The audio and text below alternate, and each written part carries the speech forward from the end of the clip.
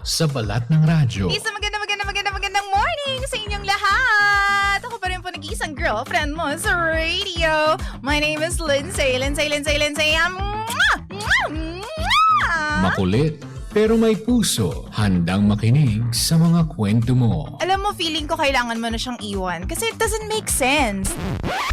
Ang kwento sa lihim ng liham.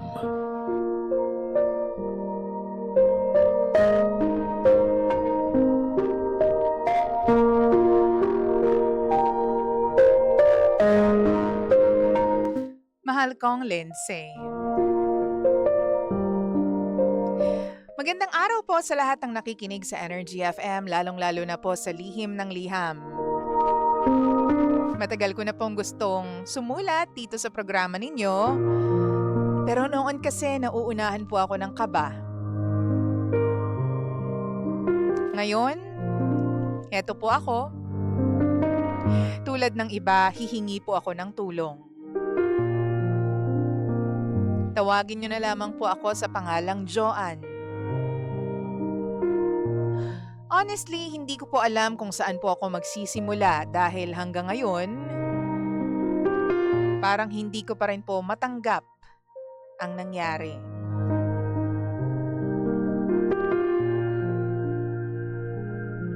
Halos 1 taon pa lamang po kaming kasal. At tulad po ng ibang newly married couple, meron po kaming mga hindi napapagkasunduan. Akala ko normal ang adjustments. Pero matapos po yung mga nadiskubre ko ngayong linggo, pakiramdam ko may nabasag na isang shield at hindi ko alam kung mabubuo pa ito.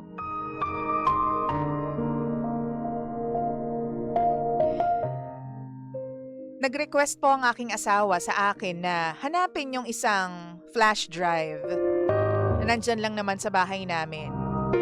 Habang siya naman po ay nasa trabaho.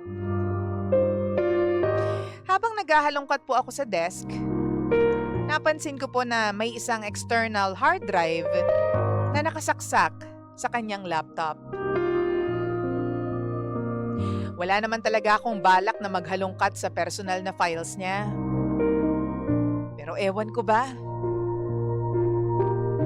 Parang may something sa akin na nagsasabing, i-check mo. Check mo lang. Wala namang mawawala. Ilang beses kong pinigilan yung sarili ko pero nanalo ang curiosity ko. Pagbukas ko ng drive, may folder na hindi naman naka-hide. At wala ring password. At first, akala ko old travel photos lang. Pero habang nagsuscroll ako, unti-unti kong nakita yung mga litrato nila ng kanyang ex-girlfriend. Nung una, photos lang. Then, came the videos. Hindi ko agad na process kung ano ang tinitingnan ko hanggang sa napansin kong private moments na pala nilang dalawa ang nasa harap ko. Hindi ko tinapos panoorin. Isang thumbnail pa lang, parang nanlambot na yung buong katawan ko. Hindi ako nagwala. Hindi rin ako umiyak. In fact, sobrang tahimik ko nga. Yung parang nag-shutdown yung utak ko. Dahan-dahan kong sinara yung laptop, umupo ako sa sahig, at ilang minuto akong natulala.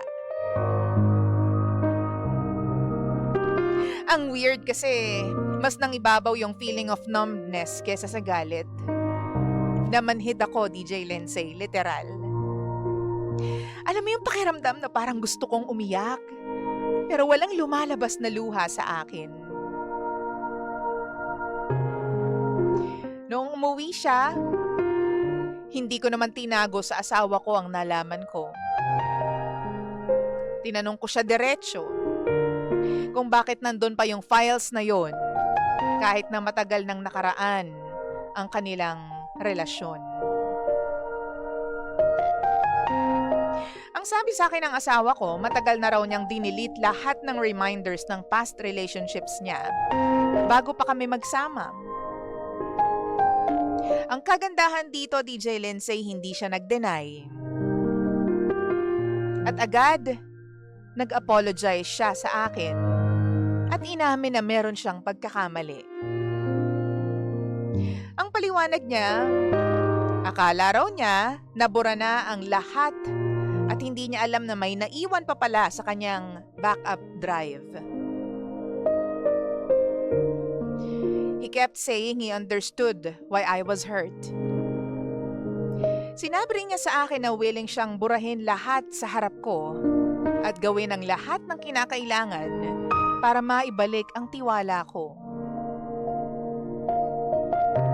Pero ewan ko ba, DJ Lindsay, parang habang nagsasalita siya, wala na akong maramdaman.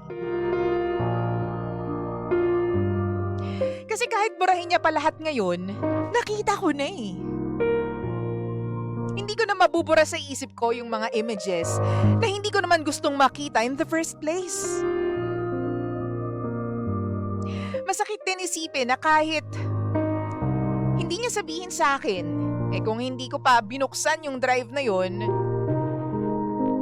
hindi ko pala malalaman na hanggang ngayon, nandun pa rin lahat ng files nila. Hindi ko rin alam kung talagang nakalimutan lang ba niya o hindi niya lang ba talaga magawang bitawan yung past niya. And honestly, hindi ko na alam kung alin sa dalawa ang mas masakit paniwalaan. Simula nung araw na yon, iba na ang pakiramdam ko. Every time I look at him, DJ Lindsay, pumapasok sa isip ko yung mga nakita ko kahit ayaw ko.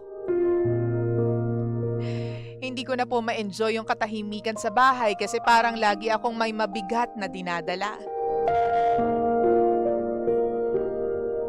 He keeps apologizing, DJ Lindsay. And I can see na nagigilty siya. Pero hindi naman porket nagsorry na siya sa akin, mawawala na lahat ng sama ng loob ko. Gusto kong ipaglaban yung marriage naming dalawa because mahal ko pa rin ang asawa ko. Pero hindi ko rin alam kung paano magsisimulang mag-heal kung pakiramdam ko may bahagi sa tiwala ko na tuluyan ng nasira.